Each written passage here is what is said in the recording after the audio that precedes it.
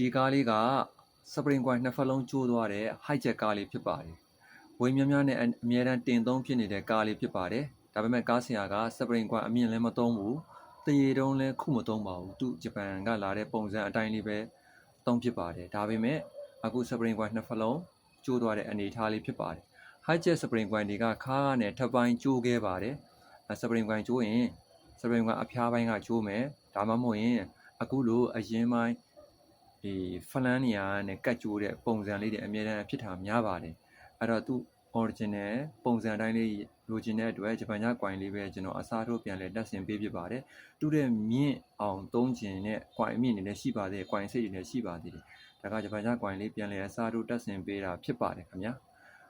ကားနဲ့ပတ်သက်တဲ့ဘ ഹു တုဒရစရာအကြောင်းအရာတွေကိုအမြဲတမ်းတင်ပေးဖြစ်မှာဖြစ်တဲ့ကျွန်တော်ရဲ့ account လေးကို like and follow လုပ်ပေးလို့ရပါတယ်အားလုံးလည်းဘ ഹു တုဒရရှိကြပါစေအနေကင်းလို့လည်းဘေးရှင်းကြပါစေခင်ဗျာ